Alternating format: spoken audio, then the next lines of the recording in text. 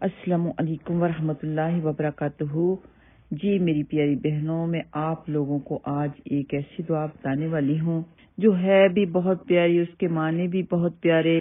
اس دعا کے بارے میں کل ویڈیو سینڈ ہو چکی تھی، لیکن اس میں یہ دعا ریٹن نہیں تھی، تو ہماری ایک پیاری سی بہن نے ریکویسٹ کی، بلکہ فرمائش کی کہ یہ ریٹن دعا اس کو چاہیے، تو یہ دوبارہ سے میں اسی ویڈیو میں ریٹن سینڈ کر رہی ہوں، تو اسے ضرور پڑھیے، اس کے معنی بھی یاد کیجیے۔ معنی یاد کرنے سے لطف اور ہی ہوتا ہے، زیادہ خشوع ہوتا ہے اور زیادہ دعاؤں کی قبولیت ہوتی ہے۔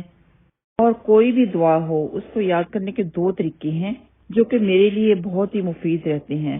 طریقہ نمبر 1 کہ اس کو یا تو اپنے موبائل کے اوپر آپ سیو کر لیں یا پرنٹ آؤٹ کر کے اپنے کچن میں رکھیں، کسی ڈرا کے اوپر، ٹیبل کے اوپر یا دیوار کے اوپر ٹانگ لیں، تو چلتے پھرتے آپ کام بھی کرتے جائیں، اس کو یاد بھی کرتے جائیں۔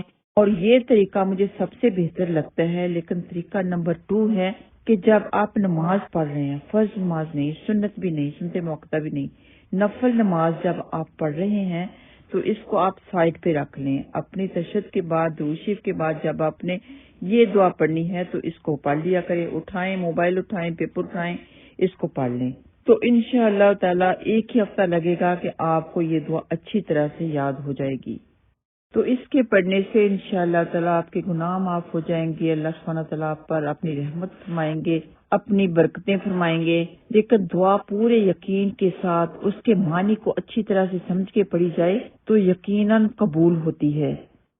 اور ساتھ میں ہمیں یہ بھی چاہیے کہ ہم اپنے گناہوں کا اقرار کریں، جیسے کہ حضرت آدم علیہ السلام نے جو دعا مانگی، پہلے یہی کہا نا کہ ربنا ظلمنا انفسنا، کہ یا رب العالمین میں نے ہم نے اپنی جانوں پر ظلم کیا، تو پھر اس کے بعد اپنی بخشش کی دعا مانگی۔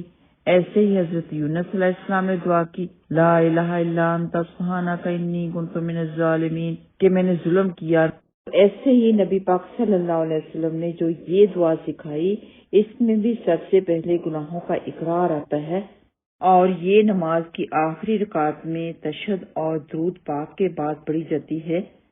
لیکن اس سے پہلے ہم حدیث بھی ضرور پڑھیں گے، اور صحیح البخاری کی حدیث نمبر 834 ہے کہ حضرت ابو بکر صدیق رضی اللہ تعالیٰ عنہ نے نبی پاک صلی اللہ علیہ وسلم سے عرض کیا کہ آپ صلی اللہ علیہ وسلم مجھے کوئی ایسی دعا سکھا دیجئے جسے میں نماز میں پڑھا کروں، تو نبی پاک صلی اللہ علیہ وسلم نے فرمایا کہ یہ دعا پڑھا کرو، اللہم انی ظلمت نفسی ظلما کثیرا ولا یغفر الذنوب الا انت فاغفر لی مغفرۃ من عندک وارحمنی انک انت الغفور الرحیم۔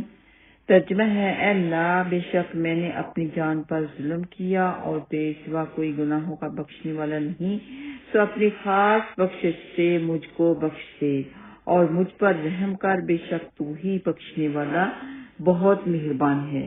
لفظی ترجمہ بھی ہم ضرور کریں گے تاکہ اسے ہم صحیح طرح سے سمجھ سکیں۔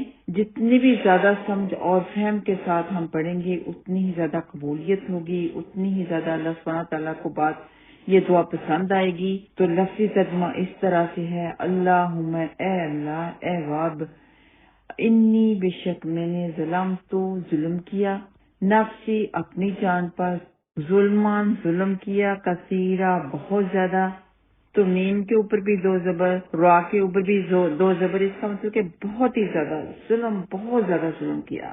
ولا اور نہیں، یغفر الذنوب، یغفر کوئی بخشنے والا، الذنوب گناہوں کو، الا سوائے، انت تیرے، مگر تو ہی بخشتا ہے، تیرے ہی سے میں سوال کروں، تیرے سوا کوئی اور نہیں بخشنے والا۔ مطلب اس کا یہ کہ سوائے تیرے اللہ تعالیٰ سبحانہ تعالیٰ کوئی اور بخشنے والا نہیں ہے میرے گناہوں کو، الا انت فاغفر لی، پس بخش دے مجھ کو۔